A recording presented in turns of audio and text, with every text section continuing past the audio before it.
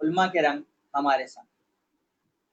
جیسا کہ آپ کو بتایا ہم نے کہ ہم اپنی رمضان ٹرانسمیشن میں ہماری ٹرانسمیشن کا تیسرا حصہ بعد نماز تراویح ہوا کرے گا، اور وہ لائیو ہوا کرے گا۔ اس وقت ہم لائیو آپ کے سامنے موجود ہیں، علماء کے رنگ ہمارے سنگ کے ساتھ۔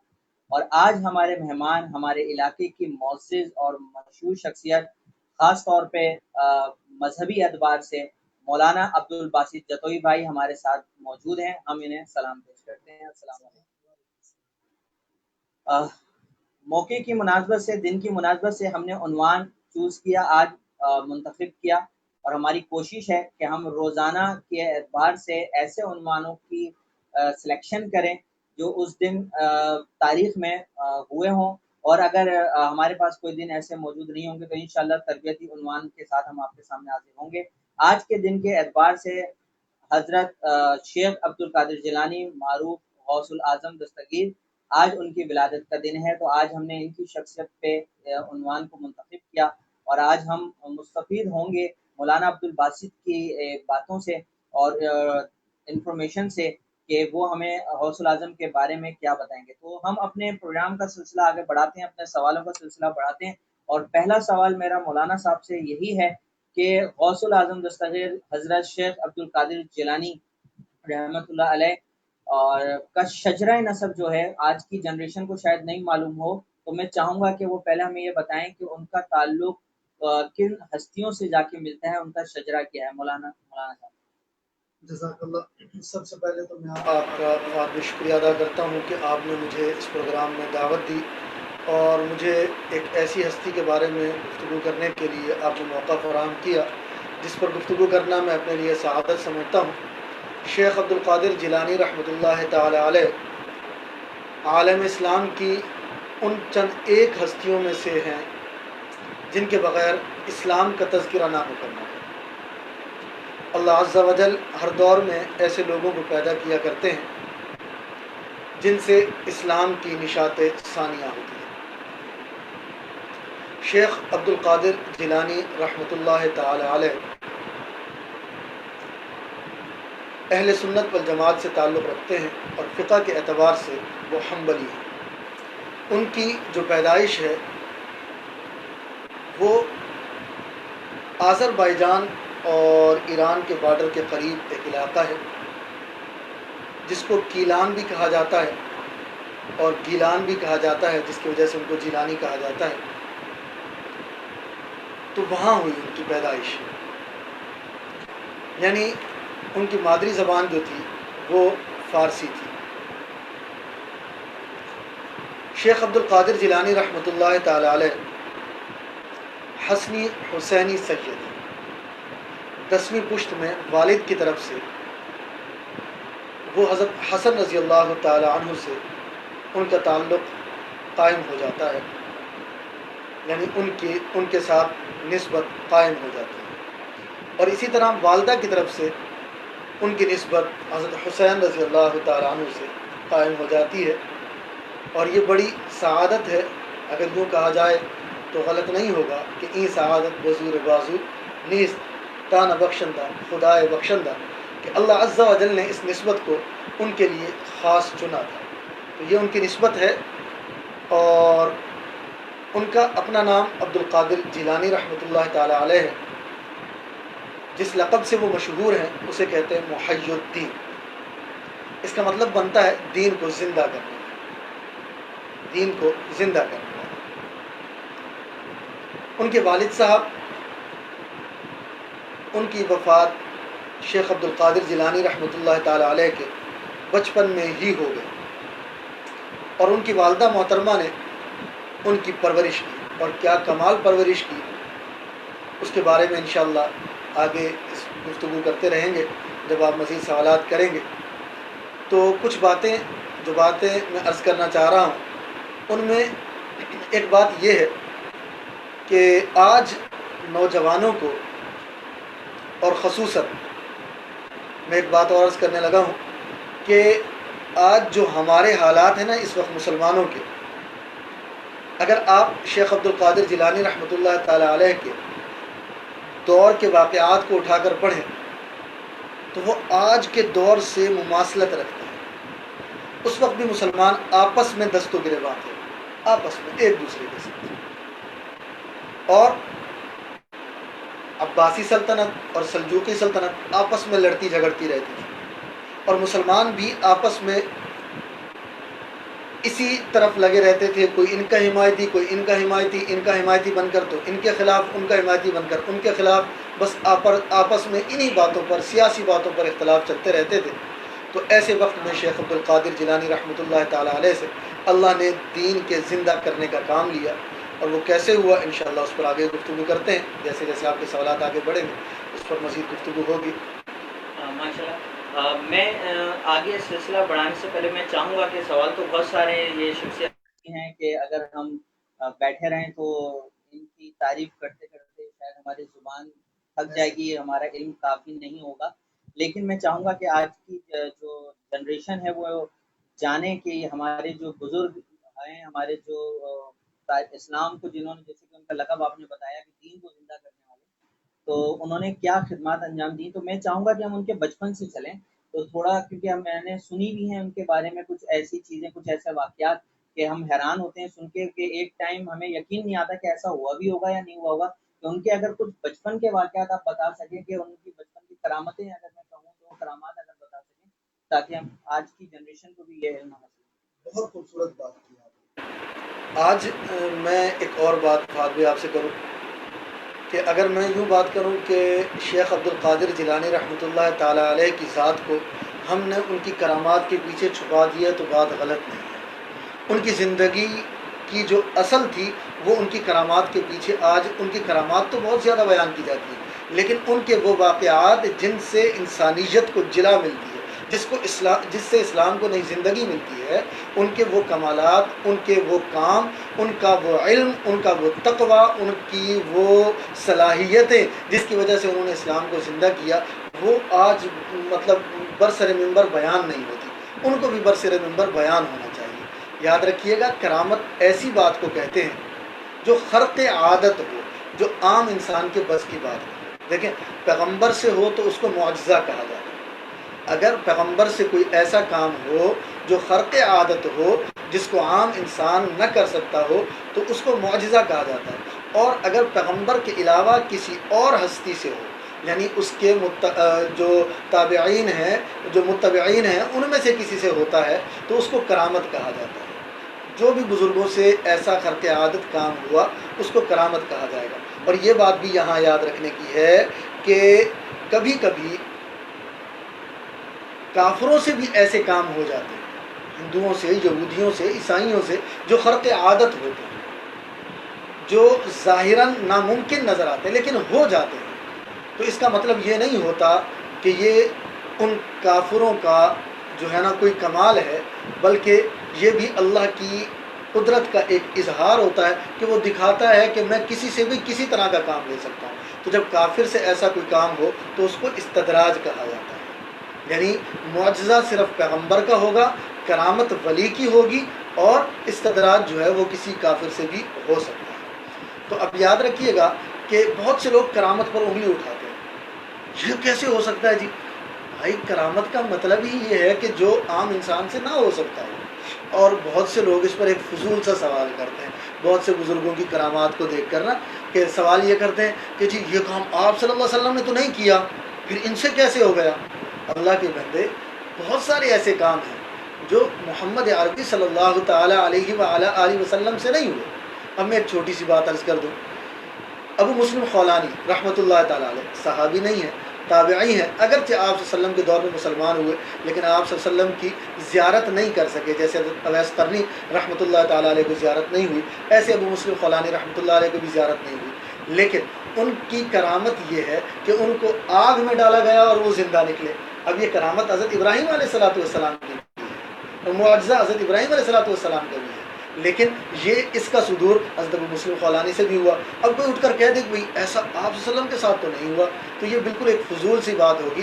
میرے بھائی، بڑوں کی بڑی باتیں ہوتی ہیں، آپ کہاں ان کو چھوٹوں کے ساتھ جو ہے ان کا مقابلہ کر رہے ہیں، ایسا نہیں ہونا چاہیے۔ تو یہ کرامت کے بارے میں تھوڑی سی گفتگو کر دی، تو اب سنیے گا کہ پیران پیر حضرت شیخ عبد القادر جیلانی رحمۃ اللہ تعالی علیہ بچپن سے ہی، جیسے میں نے عرض کیا ان کے جو نانا تھے وہ بھی اپنے وقت کے بہت بڑے عالم بھی تھے، متقی، پرہیزگار اور بڑے اولیاء اللہ میں ان کا شمار ہوتا تھا۔ تو والد صاحب کی وفات کے بعد والدہ نے اور نانا نے ان کی پرورش کی، تو ظاہری بات ہے دونوں بڑی نسبت کے لوگ تھے۔ تو ان کی والدہ محترمہ کے بارے میں آتا ہے کبھی انہوں نے ان کو بلا وضو دودھ نہیں پلایا، اور جب دودھ پلاتی تھی تو قرآن پڑھتے رہتی تھی۔ جب شیخ صاحب کچھ بڑے ہوئے تو وہ قرآن کا بہت حصہ یاد کر چکے تھے۔ یہ بھی ان کی کرامت میں آتا ہے، جب بچے کے ذہن میں کوئی بات محفوظ نہیں رہ سکتی، ایسے وقت میں انہوں نے ایسی بہت ساری باتیں یاد کی ہیں۔ اچھا، اسی طرح یہ بات بھی یاد رکھنے کی ہے کہ شیخ عبد القادر جیلانی رحمۃ اللہ تعالی علیہ بچپن میں جب ان کی والدہ نے ان کو تحصیل علم کے لیے ایک شہر سے دوسرے شہر بھیجا تو راستے میں ڈاکوؤں نے ان کے قافلے کو گھیر لیا، تو ہر ایک سے وہ مال چھینتے گئے۔ تو ایک ڈاکو نے ازراہ مذاق بچے سے پوچھ لیا کہ بھائی تیرے پاس بھی کچھ ہے؟ تربیت کا اثر دیکھیے، کہا ہاں ہے۔ اب اور حیران ہوا کہ اس وقت تو لوگ چھپاتے ہیں اور یہ ظاہر کر رہا ہے، بھائی تیرے پاس کیا ہے؟ کہا میرے پاس پیسے ہیں، درہم ہے، دنانیر ہے۔ کدھر ہے؟ اس نے تلاشی لی، اس کو نہیں محسوس ہوا، تو اس نے غصہ کیا، جھوٹ بولتے ہو؟ کہا جھوٹ نہیں بولتا، میری امی نے منع کیا کبھی جھوٹ نہیں بولنا۔ اچھا، تو اس کو بچہ بڑا دلچسپ لگا کہ بھائی اتنے اعتماد کے ساتھ گفتگو کر رہا ہے کہ اس کے دل کے اندر ذرہ برابر ہمارا خوف نہیں ہے، یہاں لوگوں کے پسینے چھوٹے ہوئے ہیں اور یہ چھوٹا سا بچہ ہو کر ہم سے اس طرح کی گفتگو کر رہا ہے۔ تو ان سے کہا کہ اچھا آ جاؤ ہمارے جو ہے نا سردار سے بات کرو۔ وہ ڈاکو ان کو اپنے سردار کے پاس گئے، سردار صاحب دیکھیے یہ کوئی عجیب سا بچہ ہے، ظاہراً اس کے پاس کچھ ہے نہیں، اور جب میں نے اس سے پوچھا کہ تیرے پاس کچھ ہے، یہ کہتا ہے ہاں پیسے ہیں، تو میں نے تلاشی لی، مجھے نہیں ملے، لیکن یہ کہتا ہے میرے پاس ہیں، میں جھوٹ نہیں بول رہا۔ تو اس ڈاکو نے ان کو بلایا، ڈاکوؤں کے سردار نے، کہا بھائی تیرے پاس کچھ ہے؟ کہا جی ہاں ہے۔ کہا کیا ہے؟ کہا درہم اور دنانیر ہے۔ کہا کدھر ہے؟ تو انہوں نے بتایا کہ وہ ان کے کپڑوں کے اندر کہیں خفیہ جگہ پر سلے ہوئے تھے، جو ظاہراً محسوس نہیں ہو رہے تھے، نظر بھی نہیں آ رہے تھے۔ تو انہوں نے اشارہ کیا بھائی اس جگہ ہیں، میری والدہ نے یہاں سی دیے تھے۔ اچھا، کہا تم ان پیسوں کو بچا سکتے تھے، تم نے جھوٹ کیوں نہیں بولا؟ کہا میری والدہ محترمہ نے منع کیا ہے کہ کسی حال میں بھی جھوٹ نہیں بولنا، کہ جھوٹ بولنے والوں پر اللہ کی لعنت ہوتی ہے۔ تو ان کا یہ جملہ دیکھیں، انہیں کہتے ہیں نا مادر زاد ولی، کہ بچپن سے ہی ولی تھے، ان کا یہ جملہ ان ڈاکوؤں کی تقدیر پلٹنے کا ایک ذریعہ بن گیا۔ تو وہ سارے جتنے ڈاکو تھے انہوں نے پورے قافلے کا سامان بھی واپس کر دیا اور خود بھی توبہ طائب ہو گئے۔ یہ بھی ان کی بچپن کی بڑی کرامات میں شمار ہوتا ہے۔ بعض روایات میں یوں بھی آتا ہے، یاد رکھیے گا کہ سنی سنائی باتیں جو ہے نا وہ کرامات میں نہیں آتی، جب تک ہم چونکہ اہل سنت والجماعت سے تعلق رکھتے ہیں، جب تک ہمیں کسی واقعے کے اتھینٹک ہونے کا اس کی سند نہیں ملے گی، ہم اس کو ایسے خام خواہ اٹھا کر بیان نہیں کریں گے۔ تو اور بھی بہت سارے واقعات آتے ہیں، ان میں ایک واقعہ یہ بھی آتا ہے جو ان کے بچپن میں مشہور ہونے کا سبب بنا۔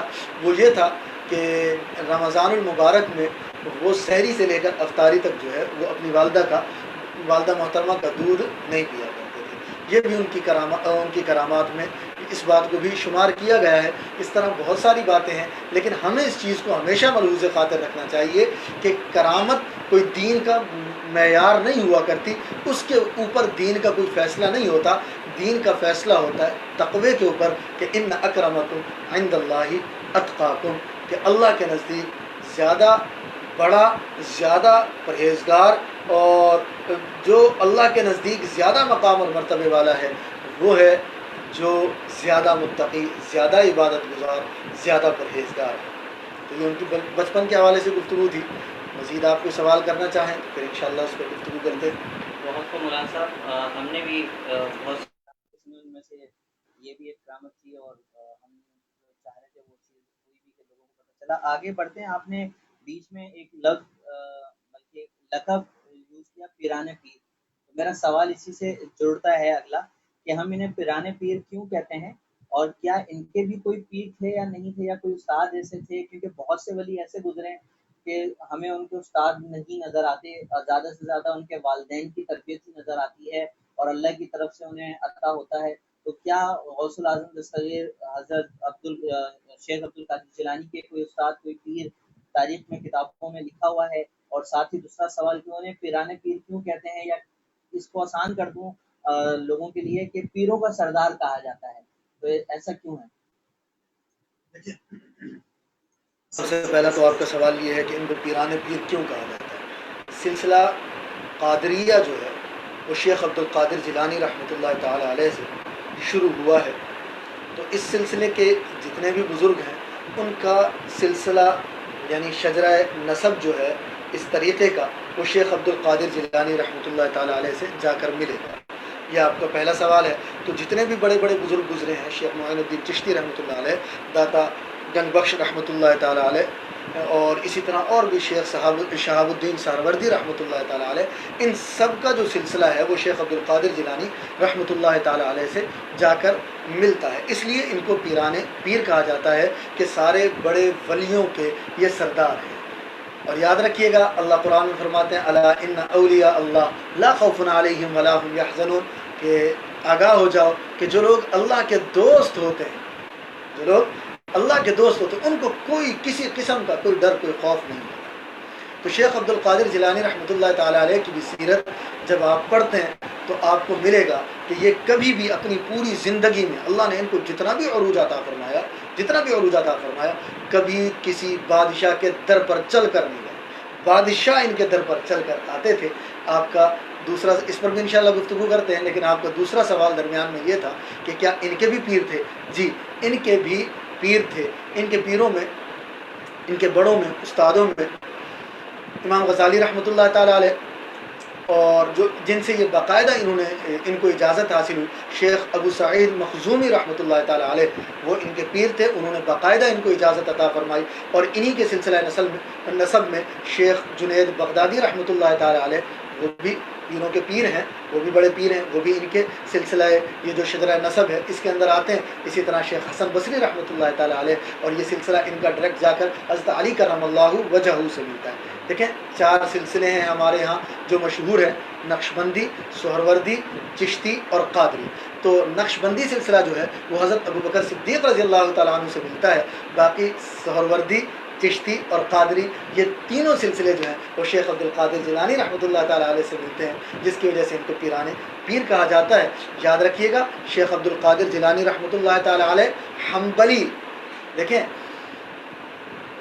یہ جو چیز ہے جو میں اب بیان کرنے لگا ہوں، یہ اس بات کو واضح کرتی ہے کہ اس دور کے علماء بھی، اس دور کے علماء بھی تعصب سے اگر اپنے آنکھوں سے تعصب کی اینک اتار دینا تو وہ اس چیز کو دیکھیں کہ ہم جن کو پیرانے پیر کہتے ہیں وہ حنبلی تھاٹ سے تعلق رکھتے ہیں، ٹھیک ہے، ان کا جو فقہ ہے وہ حنبلی ہے، لیکن اس کے باوجود وہ تصوف کے سلسلے کے ایک ایسے درخشندہ ستارے ہیں کہ ان کا مد مقابل آج تک کسی ماں نے جنا نہیں ہے۔ یہ یاد رکھنے کی بات ہے، وہ ایسے درخشندہ ستارے ہیں، لیکن اس کے باوجود ہم یعنی اگر آپ دیکھیں نا تو یہ چشتی، سہروردی اور قادری، نقشبندی یہ زیادہ حنفیوں کے اندر ہے، یعنی امام ابو حنیفہ رحمۃ اللہ تعالیٰ علیہ کے پیروکاروں میں ہیں، لیکن اس کے باوجود وہ اپنا بڑا تصوف کے سلسلے میں، طریقت کے سلسلے میں شیخ عبد القادر جیلانی رحمۃ اللہ تعالیٰ علیہ کو مانتے ہیں۔ تو بات سمجھ میں آ جاتی ہے کہ تھنک پازیٹیو، جو اچھی چیز ہے آپ کو جہاں سے ملتی ہے آپ کو وہ حاصل کرنی چاہیے، اور اس چیز میں آپ کو کبھی بھی تنگ نظری سے جو ہے نا وہ نئی کام لینا چاہیے، ہمیں ہمیشہ وسعت نظری کو مد نظر رکھنا چاہیے۔ میں آپ کو عجیب بات بتاؤں کہ شیخ عبد القادر جیلانی رحمۃ اللہ تعالیٰ علیہ کیا عجیب ہستی ہیں کہ انہوں نے باقاعدہ فقہ کا علم حاصل کیا، تفسیر کا علم حاصل کیا، ان کے استاد ہیں، وہ مقلد ہیں، ان کے استاد ہیں، اور انہوں نے اپنے استادوں سے پڑھا ہے اور تفسیر کا علم حاصل کیا، اور ان تمام موضوعات پر انہوں نے کتابیں بھی لکھی، تمام موضوعات پر ان کی کتابیں آپ کو مل جائیں گی۔ آپ غنیت الطالبین اٹھا کر دیکھ لیں، اور بھی بہت ساری کتابیں ہیں ان کی جو آپ کو جب آپ ان کی کتابوں کی فہرست اٹھاتے ہیں اس کے اندر ملتی ہیں، اور آپ کو اس میں ان کا علم ملے گا، اور آج ضرورت ہے کہ ان کے علم سے اس دنیا کو روشناس کرایا جائے۔ یقین جانیے ان کے تقوی سے اور ان کی جو قائدانہ صلاحیتیں تھیں ان کے اوپر باقاعدہ کوئی ایسا مرد مجاہد اٹھے اور لکھے کہ اس زمانے میں ان مشکل حالات میں انہوں نے کیسے کام کیا۔ آپ کو عجیب بات بتاؤں، شیخ عبد القادر جیلانی رحمۃ اللہ تعالی علیہ فرماتے ہیں کہ میرے ہاتھ پر 5000 یہودیوں نے کلمہ پڑھا، کوئی دن ایسا نہیں ہوتا تھا جس دن ان کے ہاتھ پر آ کر کوئی مسلمان نہ ہوتا، اور فرمایا کہ 1,00,000 سے زائد لوگوں نے میرے ہاتھ پر آ کر گناہوں سے، میرے ہاتھ پر آ کر بیعت کی اور گناہوں سے توبہ کی، بیعت کی میرے ساتھ۔ یہ ان کا کمال ہے۔ اور میں نے جیسے پہلے عرض کیا کہ حالات جتنے بھی مشکل تھے لیکن وہ اپنے مقام اور مرتبے پر، وہ سنتوں پر عمل پیرا رہے، وہ اپنے علم کی روشنی کو آگے پھیلاتے رہے۔ آپ ان کی زندگی اٹھا کر پڑھیں، انہوں نے کسی کی مخالفت نہیں کی، مقابلے بازی نہیں کی۔ آج جو معاملات ہیں نا وہ یہ ہے کہ ہمارے اندر مقابلے کی فضا پیدا ہو گئی، ہم اپنے مد مقابل کو ہر حال میں، چاہے وہ ٹھیک بھی ہو، نہ نیچا دکھانا چاہتے ہیں، چاہے وہ ٹھیک بھی ہو۔ بہت دفعہ ایسا ہوتا ہے کہ ہم غلط ہوتے ہیں، ہمارا مد مقابل ٹھیک ہوتا ہے، لیکن ہم کیا کرتے ہیں، اس کو نیچا دکھانے کی کوشش کرتے ہیں۔ بھائی ہمیشہ ہر کسی کو نیچا دکھانے سے جو ہے نا کام نہیں بنتا، بلکہ آپ اپنا تعلق اللہ سے مضبوط کیجئے۔ شیخ عبد القادر جیلانی رحمۃ اللہ تعالیٰ علیہ کی زندگی سے ہمیں یہ سبق ملتا ہے کہ آپ اپنا تعلق اللہ سے مضبوط کیجئے، اور پھر جب آپ کا رابطہ خالق اور مخلوق کا رابطہ مضبوط ہوتا ہے اور آپ اس کے محبوب کی زندگی کے مطابق زندگی گزارتے ہیں تو آپ ایسا چراغ بنتے ہیں جس سے ساری انسانیت فائدہ اٹھاتی ہے۔ تو شیخ عبد القادر جیلانی رحمۃ اللہ تعالی علیہ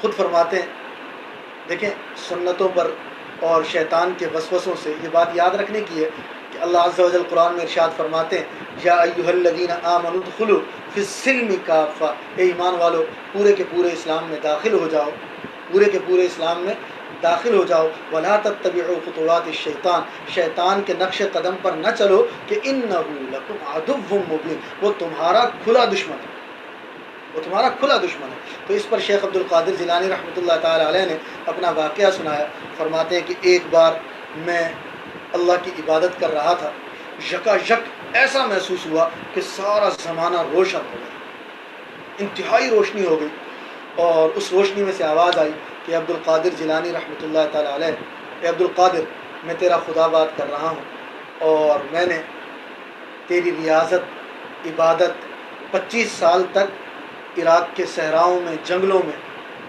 عبادت اور ریاضت کرتے رہے اس بات پر کہ اپنے نفس کو شکست دے۔ شیخ عبد القادر جیلانی رحمۃ اللہ تعالی علیہ 25 سال تک بغداد کے جنگلوں اور صحراؤں میں گھومتے پھرتے رہے اور ہمیشہ اپنے نفس کی مخالفت کیا کرتے تھے۔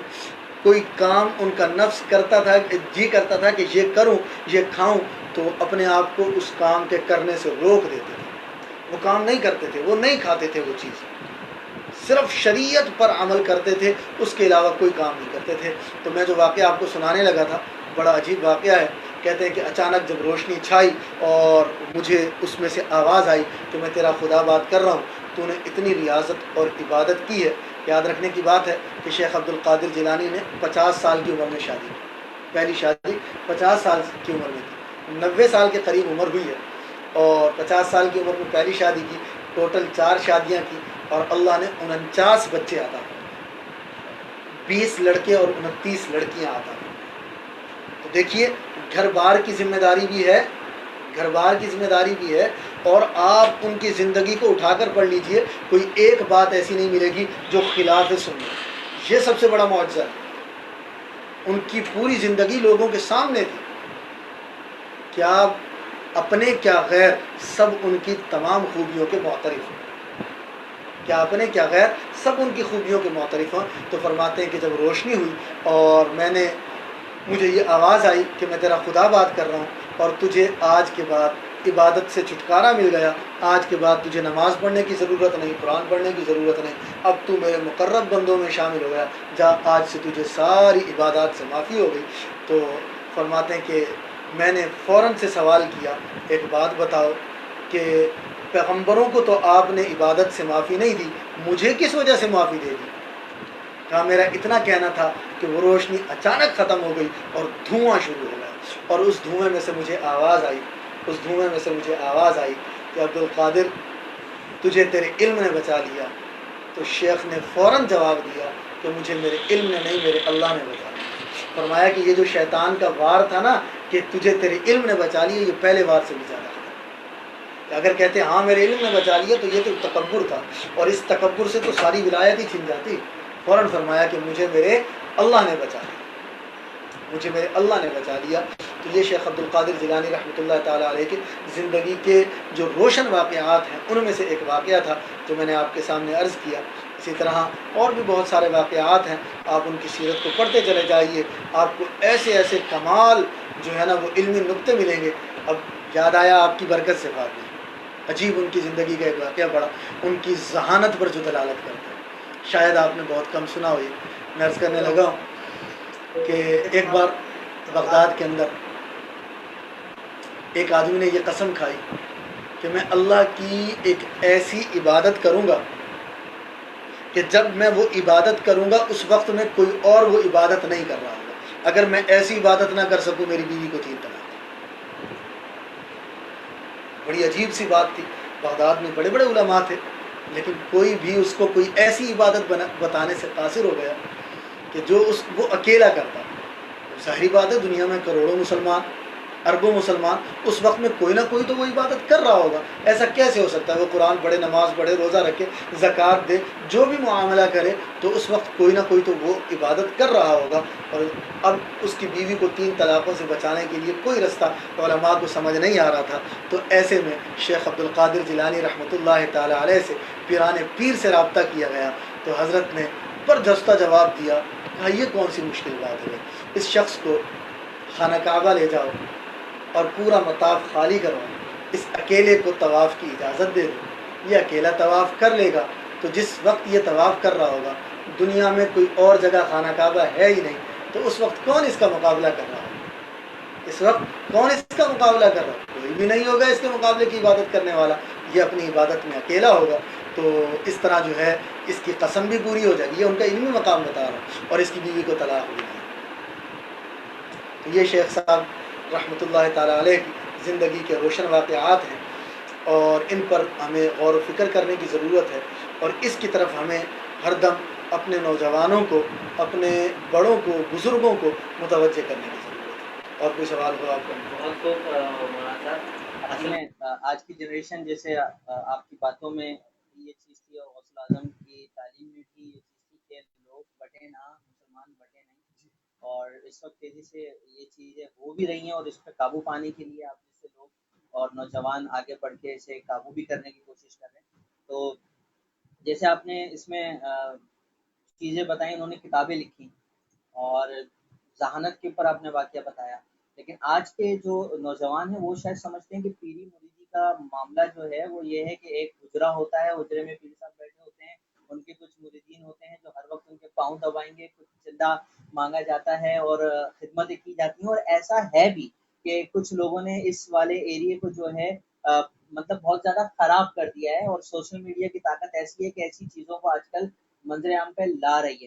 تو آپ نے ایسی مطلب چیزوں پہ روشنی ڈالی ہے کہ لوگوں کو، آج کے نوجوانوں کو پتہ چلے گا کہ پیر کی اصل جو چیز ہے کہ پیر کا کام کیا ہے، وہ لوگوں کو پتہ چلے گا۔ تو میں چاہوں گا کہ آپ بتائیں کہ لوگوں کو کہ جو لفظ پیر ہے، پیر کا اصل مقصد کیا ہوتا ہے، اس کی ذمہ داریاں کیا ہوتی ہیں، اس کی ڈیوٹیاں کیا ہوتی ہیں، تاکہ اور لوگوں کو بھی سمجھ آئے کہ یہ کوئی ایک غلط چیز نہیں ہے، بڑا غلط امپیکٹ پیدا کر دیا گیا ہے اور کرنے کی کوشش کر رہے ہیں دشمنان اسلام اس چیز کو۔ تو میں اس پہ آخر میں آپ سے چاہوں گا کہ اس پہ روشنی ڈالیں، اور پھر ہم چلیں گے جو صبح کی تلاوت ہے اس کی تفسیر کی طرف۔ بہت اچھا سوال کیا، بہت خوبصورت سوال کیا، اور یہ سوال آپ ہی کر سکتے تھے، بہت خوبصورت سوال ہے آپ کا۔ دیکھیں ایک چیز یاد رکھنے کی ہے، آج کل دور جدید ہے، فتنے بھی جدید ہیں، ماڈرن فتنے ہیں، اور اکثر فتنے جو ہیں وہ ڈیجیٹل ہو گئے ہیں، سیدھی سی بات ہے۔ دیکھیں پیر ہمارے یہاں اس چیز کا نام ہے جو کوئی کرامتیں دکھاتا ہو، جو کوئی خرق عادت کام کرتا ہو، جو کسی کو غائب کر دیتا ہو، جو پانی پہ مصلی بچھا کر اس پہ نماز پڑھتا ہو، جو کئی کئی دن کھانا نہ کھاتا ہو، اس طرح کی بات ہے میرے بھائی، ایسی کوئی بات نہیں ہے۔ سب سے بڑے پیر شیخ عبد القادر جیلانی رحمۃ اللہ تعالی علیہ کے بھی پیروں کے پیر، ظاہری بات ہے وہ کون ہے؟ ہمارے پیارے نبی حضرت محمد صلی اللہ تعالی علیہ وعلی آلہ وسلم۔ پیر کامل وہ ہوتا ہے، پیر کامل وہ ہوتا ہے جو رستہ دکھاتا ہے محمد عربی صلی اللہ تعالی علیہ وعلی آلہ وسلم کے دین پر صحیح معنوں میں چلنے کا، یہ پیر کامل ہوتا ہے۔ ایک شخص ہمارے بزرگوں میں سے ایک بزرگ مولانا اشرف علی تھانوی صاحب رحمۃ اللہ تعالی علیہ کے پاس آیا، ان سے بیعت ہونے کے لیے آیا۔ کئی دن ان کے پاس رہا، بیعت نہیں ہوا، خانقاہ میں رہا ان کے پاس، بیعت نہیں ہوا، جانے لگا۔ تو انہوں نے ان کو بلایا، جب وہ جانے لگا کہا بھی خیریت سے آئے تھے؟ کہا جی آپ سے بیعت ہونے آیا تھا۔ کہا بیعت تو کی نہیں آپ نے؟ تو کہا کہ میں آیا، میں نے کہا دیکھوں گا آپ کے پاس کوئی کرامت ہوگی، آپ جو ہے نا کچھ ایسی باتیں دکھاتے ہوں گے جو لوگوں میں مشہور ہے پیروں کے حساب سے، تو آپ نے ایسی کوئی بات دکھائی نہیں، تو میرا دل آپ سے جو ہے نا مطمئن ہوا نہیں، میں اس لیے جا رہا ہوں۔ تو مولانا نے بہت خوبصورت ان کو جواب دیا، فرمایا کہ بھئی تم یہاں کتنے دن رہے؟ انہوں نے کہا جی میں یہاں 40 دن رہا۔ تو انہوں نے کہا جی آپ نے 40 دن میں کوئی ایسی بات دیکھی جو خلاف سنت ہو؟ انہوں نے کہا نہیں۔ تو کہا بس بھائی ہم لوگوں کو یہی چیز ہے۔ تو شیخ عبد القادر جیلانی رحمۃ اللہ تعالی علیہ کی زندگی کے بارے میں بھی میں نے یہ بات عرض کی کہ آپ ان کی تعلیمات کو پڑھیں، آپ کو ان کی زندگی میں مجاہدہ ہی مجاہدہ نظر آئے گا، ریاضت ہی ریاضت نظر آئے گی، عبادت ہی عبادت نظر آئے گی۔ وہ جو 5000 یہودیوں کو مسلمان کرتے ہیں اور 1 لاکھ لوگوں کو توبہ کرواتے ہیں، کس چیز کی توبہ کرواتے ہیں؟ وہ 1 لاکھ لوگ مسلمان ہیں، ان مسلمانوں کو یہ بات بتلاتے ہیں کہ بھائی جو میرے نبی محمد مصطفیٰ احمد مجتبیٰ صلی اللہ تعالی علیہ وعلی آلہ وسلم کا دین ہے، اس کے اوپر صحیح معنوں میں چلنے والے بن جاؤ۔ قل ان کنتم تحبون اللہ، اے محبوب ان سے کہہ دیجئے اگر تم یہ چاہتے ہو اللہ تم سے محبت رکھے، فاتبعونی۔ بات بھائی یہ بڑی گہری بات ہے، فاتبعونی۔ اللہ نے اپنے نبی سے کہا کہ تم خود کہو ان کو۔ یہ بھی ہو سکتا تھا کہ اللہ یہ کہہ دیتے کہ یا ایھا الذین آمنوا ان کنتم تحبون اللہ، اے ایمان والو اگر تم چاہتے ہو اللہ تم سے محبت کرے تو تم محمد عربی صلی اللہ علیہ وسلم کی پیروی کرو۔ نہیں، یہ بات ارشاد نہیں فرمائی، بلکہ یوں فرمایا کہ محبوب خود ان سے کہے قل ان کنتم تحبون اللہ فاتبعونی، میری اتباع کرو، یحببکم اللہ ویغفر لکم ذنوبکم، اللہ تم سے محبت بھی کرے گا، تمہارے گناہوں کو بھی معاف، اللہ تم سے محبت بھی کرے گا، تمہارے گناہوں کو بھی معاف کرے گا۔ جو اصل پیر ہوتا ہے وہ انسان کی رہنمائی اسی فاتبعونی کی طرف کرتا ہے کہ محمد عربی صلی اللہ تعالی علیہ وعلی آلہ وسلم کی صحیح معنوں میں ایک شخص کو اتباع آ جائے۔ دیکھیں دنیا کے اندر جتنے بھی کام ہیں، کوئی شخص ماں کے پیٹ سے نہیں سیکھ کر آتا، کوئی شخص ماں کے پیٹ سے نہیں سیکھ کر آتا۔ جس نے یہ لیپ ٹاپ بنایا، پین بنایا، موبائل بنائے، کیمرے بنائے، جو چیز دیکھ لیں، بالآخر اس کا کوئی نہ کوئی استاد ہے، اس کا کوئی نہ کوئی استاد ہے، اور اس کو یہ رہنمائی ملی اور وہ اس مقام تک پہنچا۔ تو اسی طرح اگر انسان محمد عربی صلی اللہ تعالی علیہ وعلی آلہ وسلم کی صحیح معنوں میں اتباع کرنا چاہتا ہے تو وہ اپنا ہاتھ کسی اللہ والے کے ہاتھ میں دے دے، اور اللہ والا وہ ہوگا جو میں نے عرض کر دیا جس کا کوئی کام خلاف سنت نہیں، جو کسی خلاف۔ دیکھیں آج کل ہمارے یہاں آپ نے جیسے عرض کیا نا کہ آج کل ہم فیس بک پہ دیکھتے ہیں لوگ جو ہے نا وہ پیروں کو دبا رہے ہیں، لوگ پیروں کے جو ہے نا آگے سجدے کر رہے ہیں۔ بھائی یہ لوگ پیر نہیں ہیں، بھائی ہر وہ عمل مردود ہے جو میرے نبی سے ثابت نہیں ہے۔ مردود کا مطلب ہے باطل ہے، مردود کا مطلب یہ ہے کہ وہ حرام ہے، مردود کا مطلب یہ ہے کہ وہ ناجائز ہے۔ میرے نبی نے فرمایا کہ اگر میں کسی کو سجدہ کرنے کا حکم دیتا تو عورت کو بولتا کہ وہ اپنے خامد کو سجدہ کرے۔ تو جب ایسی بات نہیں ہے تو یہ ایسے جتنے بھی پیر ہیں وہ ڈھونگ ہے، وہ شخصیت پرستی ہے۔ کیا ہے؟ وہ شخصیت پرستی ہے اور کچھ بھی نہیں، اور وہ لوگوں کو تعلیم بھی شخصیت پرستی کی دے۔ وہ نذرانے لینا چاہتے ہیں، وہ اپنا پیٹ بھرنا چاہتے ہیں۔ آپ فاطمہ ماشاء اللہ بہت زیادہ جو ہے وہ سوشل ایکٹیویٹیز کرتے رہتے ہیں. آپ نے ماشاءاللہ ان دنوں میں جو ہے نا خوب راشن بھی تقسیم کیا. آپ مجھے بتلائیے، آپ نے دیکھا کوئی اس طرح بڑا پیر آیا ہو اور اس نے اپنے مریدوں کے اندر جو ہے راشن تقسیم کیا؟ اس طرح دیکھیں، ایک وہ جو حقیقی معنوں میں اللہ والے وہ تو آپ کو نظر آئیں گے ایسے کام کرتے، لیکن یہ 2 نمبر جتنے بھی تھے لاکھوں کروڑوں کماتے ہیں. یہ ایک ایک عمل کے لوگوں سے جو ہے نا 20-30 ہزار وصول کر لیتے ہیں. آپ کو کوئی ایسا نظر آیا کہ جو اپنے مریدوں کو اٹھ کر تقسیم کر رہا ہو؟ کیوں؟ ان کا مقصد صرف اپنا پیٹ ہے، ہمارا پیٹ بھر جائے بس کافی ہے. ان کا مقصد قطعاً محمد عربی صلی اللہ تعالی علیہ وآلہ وسلم کے دین کو زندہ کرنا نہیں ہے.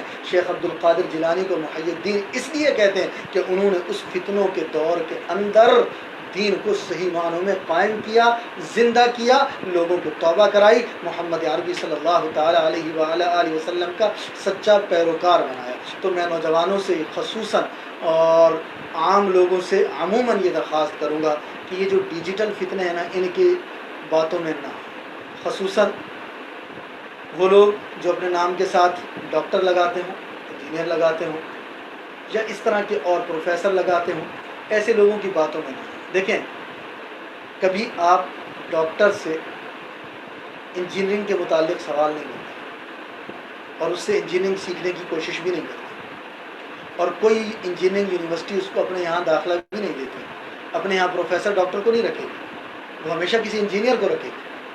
اصل آج کل ہمارے یہاں جو فقدان ہے نا، وہ ہمارے اندر پہچان ختم ہو گئی ہے جو پہلے ہوئے.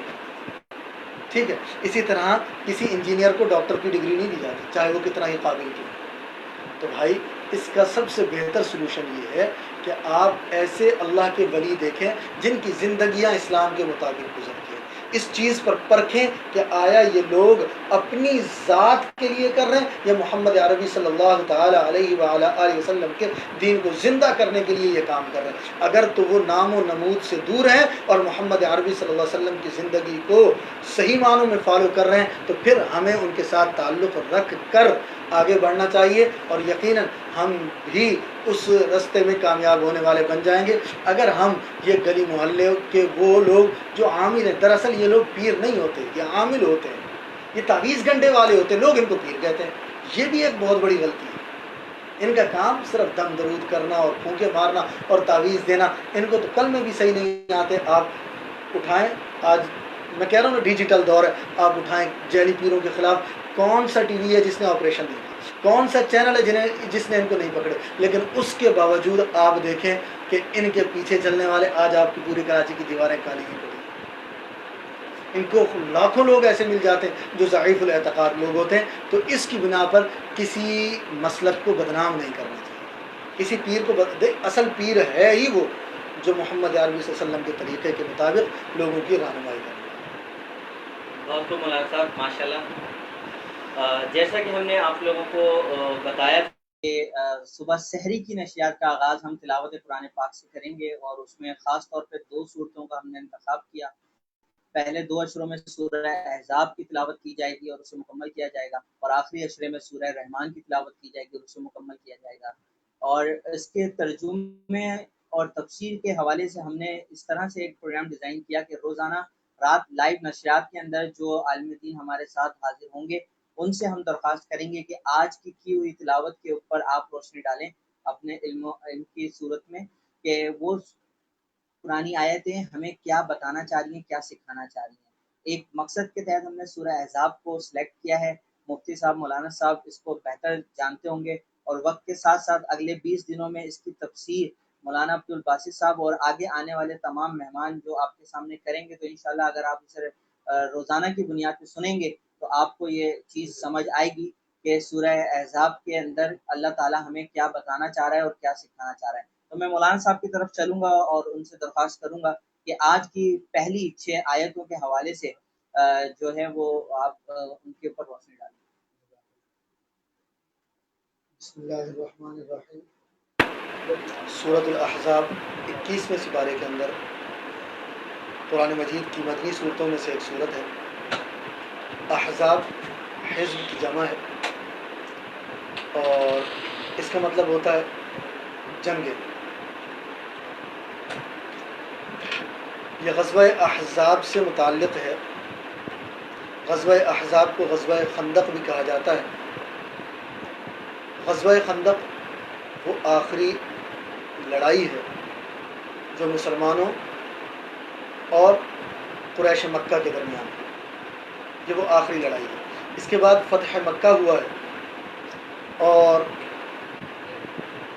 آپ اگر اس کو موجودہ دور کے تناظر میں دیکھنا چاہیں تو فہد بھائی، موجودہ دور کے تناظر میں آپ یوں سمجھیں کہ جیسے نیٹو والے سارے مل کر افغانستان پر حملہ آور ہو گئے، اسی طرح اس وقت حضرت ابو سفیان رضی اللہ تعالیٰ عنہ، جو اس وقت تک اسلام نہیں لائے تھے، انہوں نے عرب کے جتنے بڑے قبائل تھے سب کو ملایا، ان سب کی ایک طاقتور فوج بنائی اور ان کے ساتھ مل کر مدینہ منورہ پر چڑھائی کر دی۔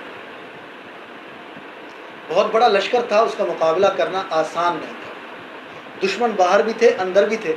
انشاءاللہ اس کے متعلق مزید کل کے سبق میں آپ کو گفتگو کروں گا، چونکہ وقت مختصر ہے اور تھوڑی سی باتیں آپ حضرات کے سامنے مزید بھی عرض کرنا چاہتا ہوں کہ آج موجودہ دور کے اندر ہمارے ذہنوں میں ایک سوال ڈالا جاتا ہے۔ وہ سوال یہ ہے کہ آپ قرآن کو مولوی سے کیوں پڑھتے ہیں، خود سے کیوں نہیں پڑھتے؟ ابھی آپ نے یہ سنا ہوگا سوال، ٹھنڈا نہ ہو پائے،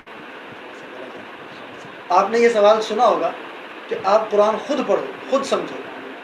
اللہ قرآن میں ارشاد فرماتے ہیں وَلَقَدْ يَسَّرْنَا الْقُرْآنَ لِلذِّكْرِ فَهَلْ مِن مُدَّكِرٍ، تحقیق ہم نے قرآن کو آسان کر دیا، کوئی ہے جو سمجھے۔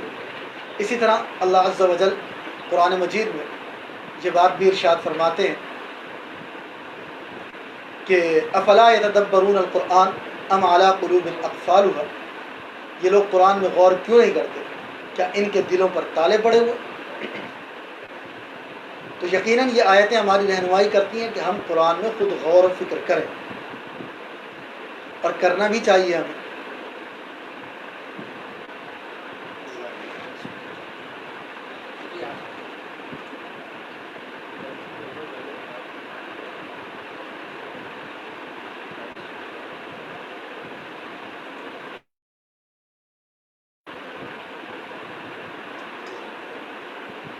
اور ہمیں اس قرآن میں غور کرنا بھی چاہیے، اور قرآن کا یہ حق ہے کہ اس کو سمجھ کر پڑھا جائے، لیکن آپ کو قرآن کو سمجھنے کے لیے حدیث کو بھی سمجھنا پڑے گا۔ صرف ترجمہ پڑھنا کافی نہیں ہو جاتا، بلکہ آپ کو ترجمہ اور تفسیر دونوں پڑھنے پڑتے ہیں۔ قرآن کی آیت کا شان نزول دیکھنا پڑتا ہے اور حدیث کا شان ورود دیکھنا پڑتا ہے۔ آپ کسی بھی ایسے شخص کے بہکاوے میں نہ آئیں جو یہ کہتا کہ قرآن کو خود سے سمجھنے کی ضرورت کیا ہے، اور قرآن کو کسی مولوی سے پڑھنے کی ضرورت کیا ہے، کیا مولوی قرآن کے ٹھیکیدار ہیں؟ کسی ایسے شخص کی بات میں نہ آئیے۔ میرے نبی نے فرمایا انما بعثت معلما، کہ اللہ نے مجھے معلم بنا کر بھیجا ہے۔ اگر قرآن اتنا ہی آسان ہوتا تو اللہ عز و جل قرآن کو خانہ کعبہ کے اندر اتروا دیتا، اور اس کے بعد عرب لوگ تو فصیح اور بلیغ اور شاعر، ادیب فقیہ قسم کے لوگ تھے، وہ تو بڑے زیرک اور سمجھدار قسم کے لوگ تھے، ہم سے زیادہ وہ قرآن کو سمجھ سکتے تھے۔ تو ایسا نہیں ہوا، اللہ نے قرآن بھی بھیجا، ساتھ صاحب قرآن بھی بھیجا، اللہ نے قرآن بھی بھیجا، ساتھ صاحب قرآن بھی بھیجا۔ آپ قرآن کو خود سمجھیے، لیکن پہلے کسی کے آگے زانوے تلمذ، یعنی آپ اپنے آپ کو کسی کی شاگردگی میں دے دیجیے۔ دیکھیں صحابہ نے خود سے قرآن کی تفسیر نہیں کی، انہوں نے قرآن پڑھا محمد عربی صلی اللہ علیہ وسلم سے، انہوں نے جو تفسیر سمجھائی وہ صحابہ نے تابعین کو سمجھائی، تابعین نے تبع تابعین کو سمجھائی، کسی نے تفسیر پہ رائے نہیں کی۔ تو میرے بھائی جو قرآن سمجھنا چاہے پہلے تھوڑی بہت عربی سیکھے اور قرآن کے اسلوب کو سیکھے کہ کہاں اللہ عز و جل کیا بات ارشاد فرمانا چاہتے ہیں، اس کے بعد جو ہے وہ اس پر گفتگو کرے۔ تو انشاءاللہ العزیز اس پر مزید جو گفتگو ہے وہ کل کے سبق میں جاری رکھیں گے۔ آج کے لیے انشاءاللہ اتنا ہی کافی ہے۔ وآخر دعوانا بہت بہت شکریہ مولانا صاحب۔